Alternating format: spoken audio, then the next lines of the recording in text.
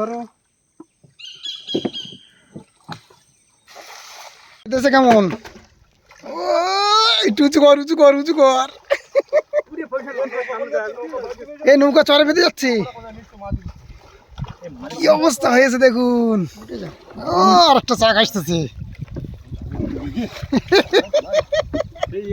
একটু দেখো কারি মাছগুলো প্রায় সব একই সাইজ আর চারটে লুচু চলতি সাইজ, আর চারজনের চারটে লুচু। এটা কিন্তু ভগবান হিসেব করে দিয়েছে। নমস্কার, সুন্দরবন ফিশিং চ্যানেলে সম্পূর্ণ একটি নতুন পর্বে সবাইকে স্বাগত জানাই। এই যে দেখছেন পাছায় কিন্তু ভাই পরিমল, আর ডাঁড় ফেলছে সুকান্ত আমার বন্ধু, আর আমাদের ব্যবসাদার কাঁকড়া ব্যবসায়ী এই যে সামনে। এখন আমরা চারজন যাচ্ছি কিন্তু একটা দীর্ঘ ট্যুরে। ট্যুর বলতে কি ফিশিংয়ে। বাড়ির থেকে অলরেডি এসে গেছি 2 ঘন্টার পথ, মানে মরিচঝাপি, এই যে মরিচঝাপি জঙ্গলের পাশ দিয়ে যাচ্ছি শেষের পরে একদম, মানে কালিচরের একদম ওই যে কর্নার যেটা দেখা যায় কানাল নদীর মুখ থেকে, সেখানে প্রায় এসে গেছি। 2 ঘন্টা মতো লেগেছে আসতে, আর প্রচুর ঝড় তুফান হচ্ছে, তার জন্য একটু আমাদের কষ্ট হয়ে যাচ্ছে। এবার প্রোগ্রাম তো আছে নানান রকম, সঙ্গে থাকবেন, পুরো পর্বটি দেখবেন স্কিপ না করে, তাহলে কিন্তু মজা পাবেন, এটুকু বলতে পারি। কোনো গল্প কথা না, বাস্তব যেটা। এখন দুজন কিন্তু আমাদের অরিজিনালি জঙ্গলের লোক, পরিমল এবং সুকান্ত। ওরা দীর্ঘ 15 বছর 17 বছর ধরে কিন্তু মাছ কাঁকড়া ধরছে সুন্দরবনের জঙ্গলে, মধু সংগ্রহ সব কিছুতে মোটামুটি পারদর্শী ওরা। এবার আমাদের ব্যবসায়ী চিন্ময় ভাই, ও তো এইসব কাজের সাথে যুক্ত না, ও এসছে একটু আনন্দ করতে। ওই যে সামনে ও বইটা বাজছে। এখন যেটা বলার, যে স্কিপ না করে কিন্তু ভিডিওগুলো দেখবেন, ভালো ভালো দৃশ্য বা ভালো ভালো মাছ ধরার দৃশ্য তুলে ধরবো। আর কথাবার্তা তো হবে, এখন সবাই কাজের ভিতরে দেখতে পাচ্ছেন, কারণ না বাইলে কিন্তু নৌকা একদম জঙ্গলে গায়ে চেপে দেবে। আর এটা সেই জঙ্গল, মরিচঝাপি জঙ্গল।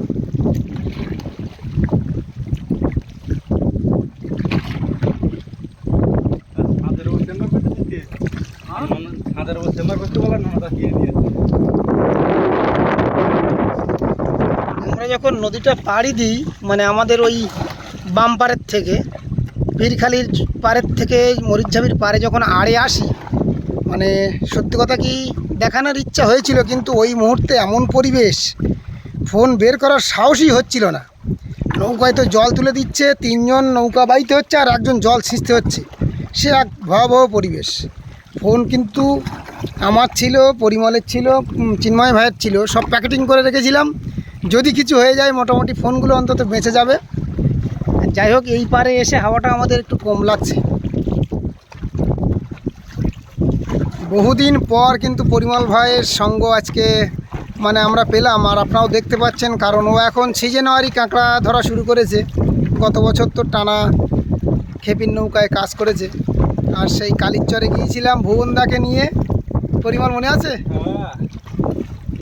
আর তারপর এই কালিচরে একসাথে যাচ্ছি নাকি, সেই এখানে চরে নেমে অনেকক্ষণ।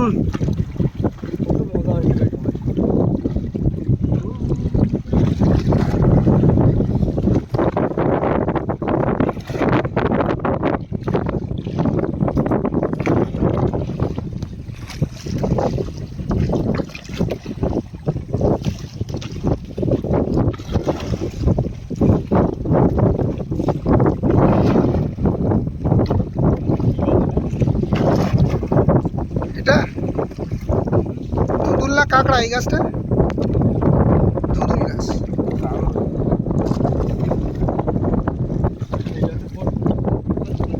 এই যে আমরা এসে গেছি কিন্তু মরিচঝাপি জঙ্গলের একদম দক্ষিণ মাথা না, এটা হচ্ছে কালিচরের টেক বলি। এরপরেও এখনও 2 বাঁক আছে এই দ্বীপে। মরিচঝাপি দ্বীপটা সুন্দরবনের যতগুলো বদ্বীপ অঞ্চল আছে তার ভিতরে কিন্তু লম্বায় সবথেকে বড় এই দ্বীপ, এবং যথেষ্ট বড় দ্বীপ এটা।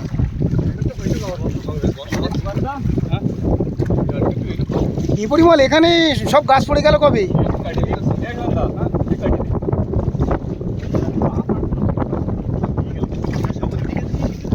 কি বিশাল অংশ কিন্তু এই ভেঙে নেমে গেছে। এই যে দেখুন মহাসাগর সামনে।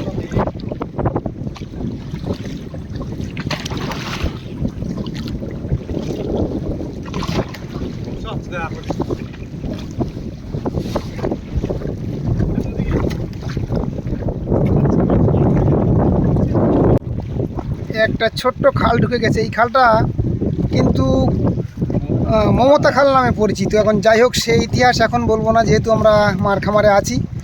এখন এই সব ছোট ছোট খালগুলো কিন্তু প্রচুর পরিমাণে মাছ হয় এইসব খালগুলো, এবং কাঁকড়া হয়।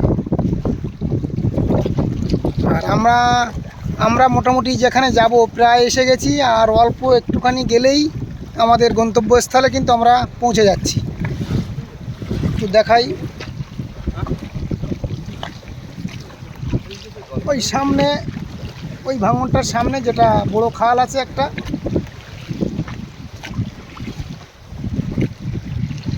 কালীচরের যে বড় খাল, মানে গত বছর আমি সুব্রত গৌরাঙ্গ যখন আসতাম, বহু রাত কিন্তু আমরা এই কালীচরের খালে এখানে কাটিয়েছি। বহু মাছ এখান থেকে ধরে নিয়ে গেছি। সেই খালের ধারেই আমরা গিয়ে কিন্তু একটু রেস্ট নেব। হ্যাঁ, ওই গত বছর এখানে বড় একটা অংশ ফাড় নিয়েছিল না, সেই অংশ আবার নেমেছে। গত বছর এসছিলাম, আর এই বছর এই প্রথম এসে কিন্তু অনেক কিছু চেঞ্জ হয়ে গেছে। আমরা আলোচনা করছিলাম যে প্রকৃতির একদিকে সৃষ্টি, একদিকে ধ্বংস, নিজের হাতেই। নদীর একুল ভাঙছে, ওকুল গড়ছে, এটাই হচ্ছে প্রকৃতির নিয়ম।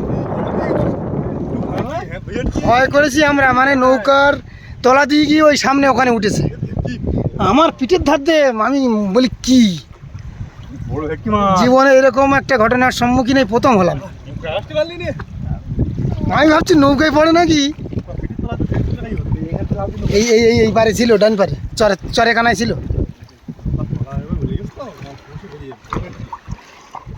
এই যে সেই কালীচরের বড় খাল।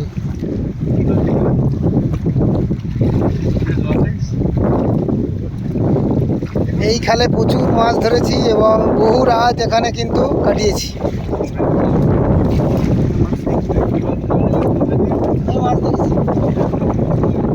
আমরা কিন্তু অলরেডি একটা ছোট্ট খালের ভিতরে ঢুকে গেছি।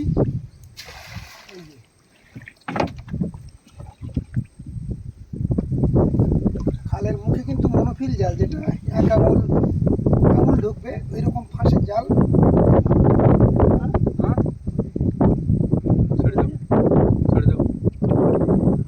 মনোফিল জালটা মুখে দিয়েছি, বাইরের মুখে দিয়ে ভিতরে ঢুকে যাচ্ছি।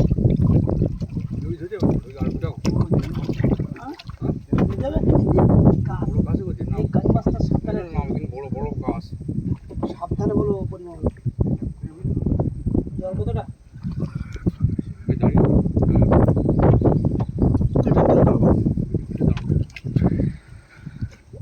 একদম জঙ্গলের ভিতরে এসছি। জাল তো ফেললো পরিমাণ, একটা বড় গাছ দাঁড় পড়ে গেছে এখানে, বলারও নেই কোথায় কি আছে না আছে।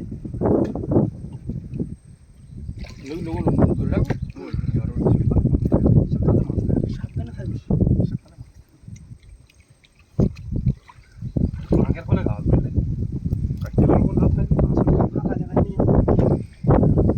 কান মাছ টাছ থাকলে কিন্তু কাটাবে, কারণ কান মাছের জ্বালাটা একমাত্র আমি জানি। না গাছ কি জ্বালা, তোর গাছ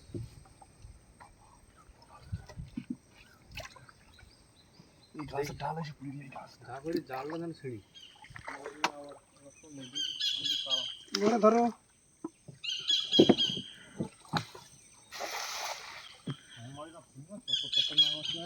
হ্যাঁ, চটপট চটপট শব্দ হবে চিংড়ি মাছ। কত গাছ নষ্ট হয়ে যাচ্ছে।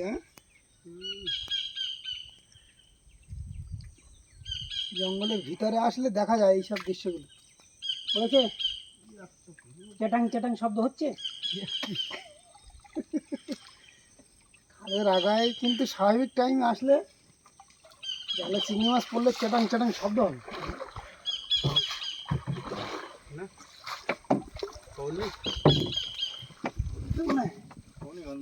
হবে না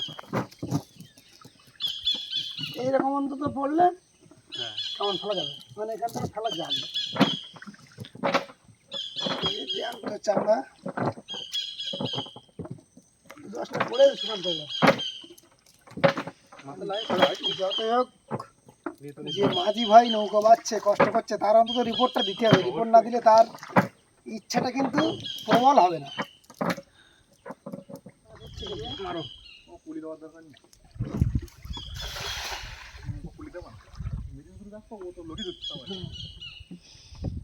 এখানে পুরো জাম ধরতেছে, এক তিল নৌকা এগোনোর ক্ষমতা নেই। মাঝে মধ্যে ভাই তুমি একটু আশেপাশের পরিবেশটা একটু দেখাবা বন্ধুদের, মানে জায়গাটা কেমন কেমন জায়গার ভিতর দিয়ে আমরা এইসব কাজগুলো টোটালি রিস্কের কাজ, শুধু ঈশ্বরের ভরসা আর আপনাদের আশীর্বাদ ছাড়া এগুলো সম্ভব নয়। হ্যাঁ এবার পড়বে, হ্যাঁ এইরকম বললে কিন্তু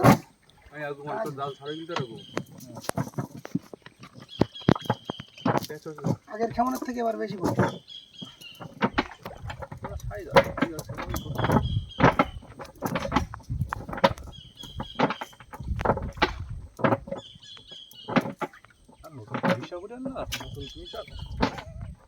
পুঁই শাক যদি কারো না থাকে 4 জনের ভিতরে আমার কাছ থেকে নিতে পারে। হ্যাঁ মাত্র 6টা না 8টা মাদা বাবা দিয়েছিল। তো সেই 8টা ঝাড়ার থেকে পুঁই শাক হয়েছে, মানে সে ব্রেকহীন পুঁই শাক হয়েছে একদম। এই দিন যাবে না বলো না, বলছি তোমাদের যদি কারো পুঁই শাক দরকার হয় আমার কাছ থেকে নিতে পারো।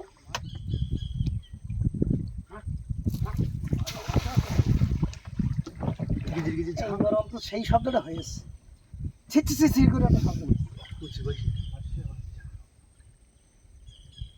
আমরা কি একদম আগায় চলে যাবো নাকি?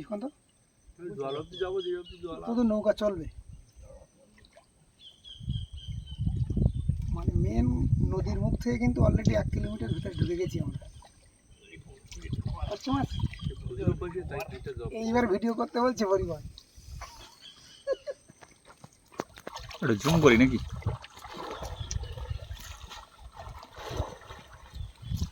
এতক্ষণ পরে পরিমল বলছে এইবার ভিডিও কর, মানে দেখানোর মতো কিছু হয়েছে।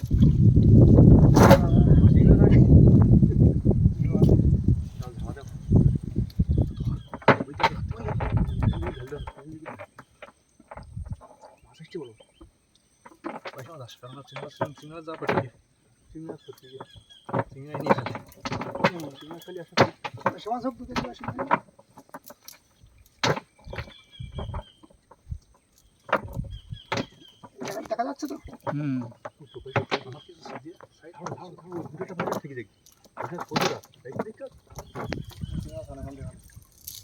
আনন্দ হচ্ছে তো নাকি? একদম একদম ভালো লাগছে।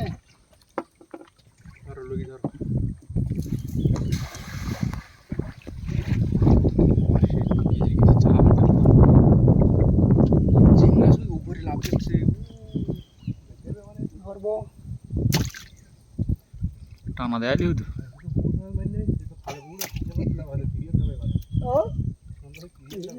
ফাঁসে ফাঁসে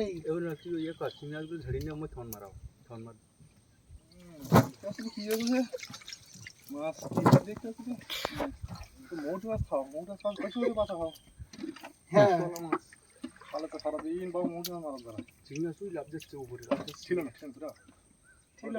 জায়গা নষ্ট করে না রেডি করে ওরে জাল ধরে ঝাড়া দিতে হয়, জাল ফাঁকা ঝাড়া দেবে, জাল ফাঁকা ধরে ঝাড়াটা তোমার ফাঁসে পাবলি কি কিছু মাছ ঝাড়া সব করে যাবে। আর ও মরণ পড়া বড় তুই কতবার ঝাড়বা? তাহলে ওই জাল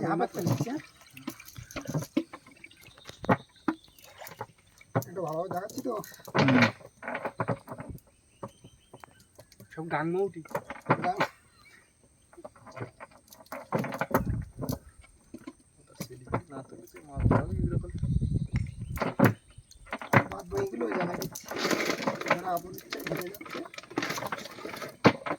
ভালো লাগলে একটু শেয়ার লাইক এগুলো হয়ে যাক। এই যে যেখানেই পড়ে থাকতে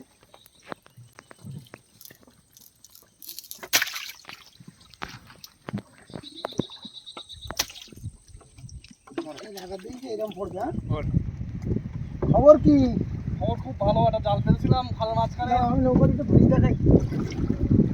দেখুন মাছ দেখুন, পুরো জালটাই এরকম। মানে একদম খালের আগায় চলে গিয়েছিলাম, গিয়ে আর নৌকা যাচ্ছিল না, সেখান থেকে ফিরে এসেছি। এবার এই মুখে পাতা ছিল এই জাল, ভাই নেমে তুলছে। আমার মাঝি ভাই খুব চিন্তায় ছিল যে এই বাইরের জালে মাছ পড়বে কিনা। মাঝি ভাই খুশি তো নাকি? দারুণ দারুণ। নৌকায় তুলে নাও, নৌকায় ছাড়াই। কিরম জালে বাঁধা মাছ কখনো দেখিনি। সাইজের পাশে কিন্তু রাই পাশে এগুলো।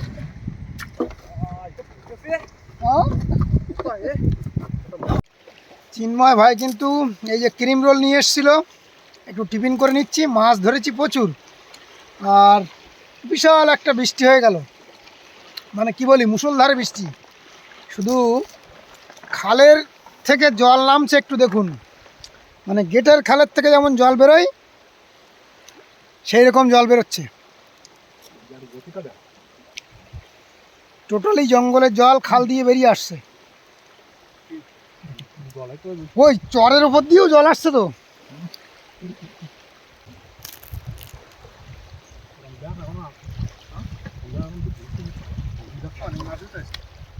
এখন আমাদের বেঘাত হয়ে গেল ওই বৃষ্টি হয়ে, কারণ বৃষ্টি না হলে এখানে অনেকগুলো কালিচরের খাল ছিল। এই খালের প্রতিটা খালের থেকে আমরা মাছ ধরতে পারতাম।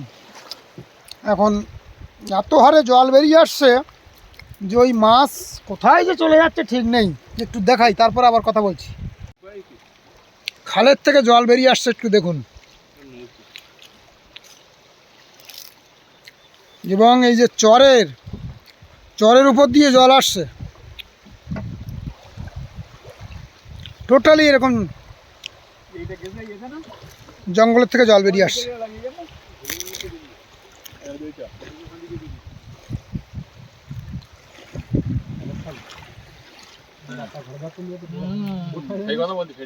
চিন্ময় ভাই, আমাদের কতটা মাছ হয়েছে একটু দেখাও। ব্যাগ ভর্তি হয়ে গেছে। ব্যাগ ভর্তি, কেজি 6 হবে, 5-6 কেজি হয়ে গেছে। কেজি 6 হবে। একটা বাজার করা ব্যাগ প্রায় ফুল। কিন্তু ব্যাগ আর একটা ভর্তি হয়ে যেত যদি বৃষ্টি না হতো। হ্যাঁ সুকান্ত, বৃষ্টি না হলে খুব সমস্যা বেশি। খালের থেকে জল বেরোচ্ছে, দেখো। মাছ নিয়ে সব বাইরে চলে যাচ্ছে। হ্যাঁ, প্রচুর মাছ, কি ভালো মাছ।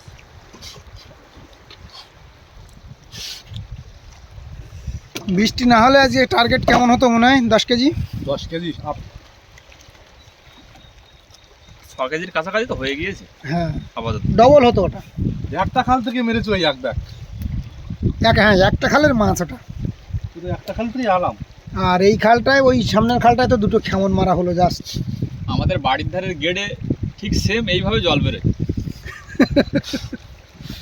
কি একটা বর্ষা হয়ে গেল বাবা।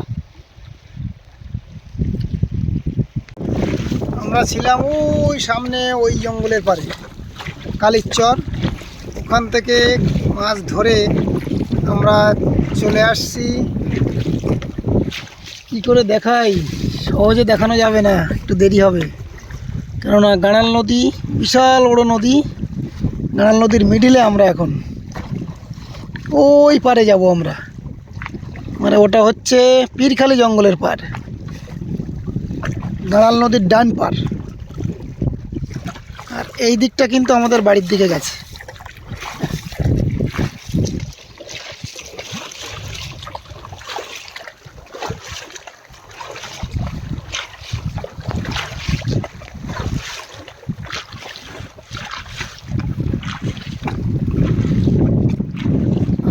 এই সামনের দিকটা সোজা সাগরে বেরিয়ে গেছে, বঙ্গোপসাগরে।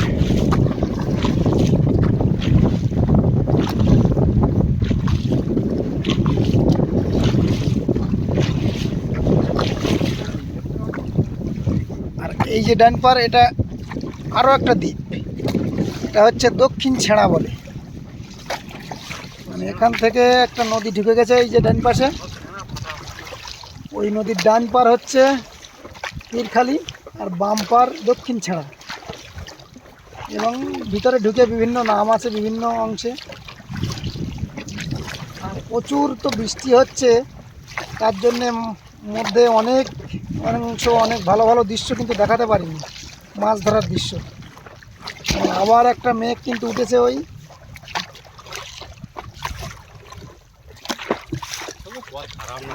হ্যাঁ? তা সঠিক হিসাব করলে আমাদের বাড়ির থেকে এইটা প্রায় 3 ঘন্টা 3.5 ঘন্টা লাগে। এই নদীটা পার হতে তোমার দেখো না প্রায় 40 মিনিট 1 ঘন্টার কাছে গাঁড়ালের এপর ওপর। আর বিশেষ করে এই জায়গাটার অংশ অনেক বড় তো।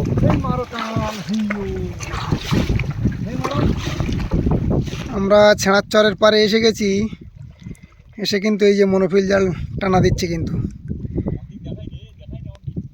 ভাই পরিমল, ওই যে নৌকার থেকে নেমে জাল ধরে টেনে নিয়ে যাচ্ছে।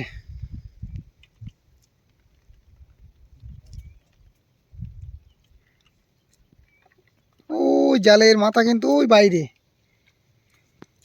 আর এই ছোট ফাঁসের জালে কিন্তু বড় মাছও বাচ্ছে। এই যে লুচো মাছ 3টে, আর একটা এর নিচেই আছে। কই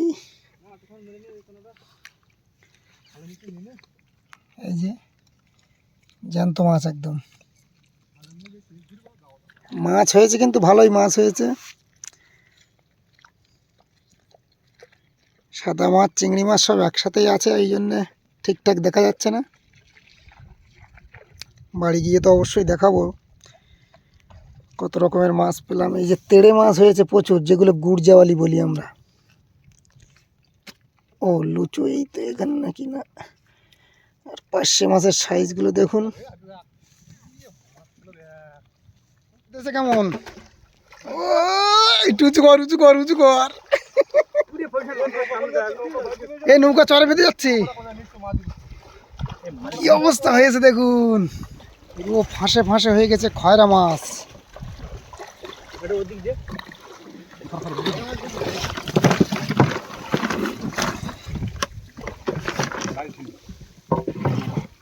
মোটে তো খেতে পারি না।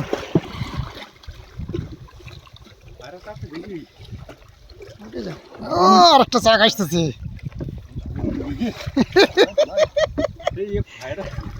এ জাল ডুবি দিয়েছে মাছে।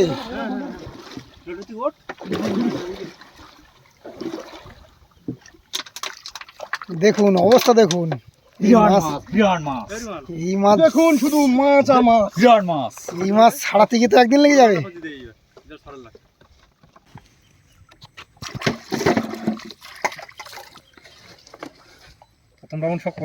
মাছ কিন্তু সব এই প্রথম রাউন্ডে ছোট পাশে, আর চিংড়ি মাছগুলো ভাগ করা হয়ে গেছে। দূরিতে না এই এটা ধরো, আমি পড়ে যাবো। এটা ধরো না, জলে পড়ে যাবো, ফোন রিয়ে বলতো। প্রথম রাউন্ডে কিন্তু আমাদের চিংড়ি আর ছোট পাশে সেইগুলো ভাগ মাটা হয়ে গেছে। এবার খয়রা ভাগ হচ্ছে, আর তাড়িয়ে মাছ আর বড় পাশে কিন্তু হয়েছে ভালোই। এই যে এবার কাছের তো একটু দেখো, তাড়িয়ে মাছগুলো প্রায় সব একই সাইজ, আর 4টে লুচু চলতি সাইজ, আর 4 জনের 4টে লুচু। এটা কিন্তু ভগবান হিসেব করে দিয়েছে।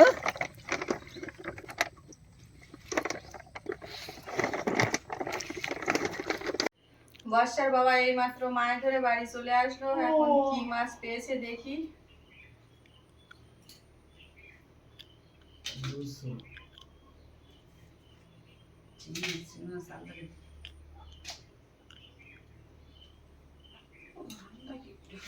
সব ঢাললে কিন্তু একদম তোমার সব ঘুটে যাবে। ফ্রিজে এমনি ভাগ ভাগ করে রাখতে হবে। হ্যাঁ ওইটাই আমি বলছি, পাটা পাটা কিছুটা নিতে পারলে।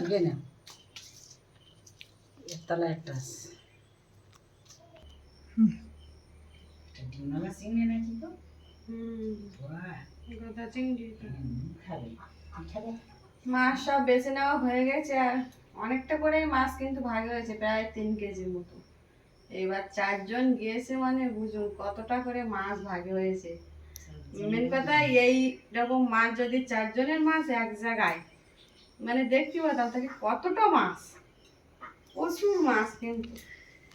সেভাবে দেখানো যায়নি, কারণ একের পর এক মাছ সব ভাগ করছি পাটে পাটে, আর সব যার পাত্রে তুলে নেওয়া হচ্ছে। ভাগ করার লোক কি তুমি? আমি আর পরিমল। ওই জন্য তুই দেখাতে পারবি না, চিন্ময় দেখিয়েছে মাঝে মাঝে। ও এবার সব মাছ তো এক জায়গায় করা যায়নি। চিংড়ি মাছগুলো নিয়ে তো প্রথমে ভাগ হয়েছে, তারপরে খয়রা মাছ, পার্শে মাছ, তেড়ে মাছ এরকম পাটে পাটে হয়েছে। তো এই যে এগুলো সব কিন্তু ইলিশে খয়রা, ইলিশে খয়রা প্রায় 700-800 মতো ভাগে।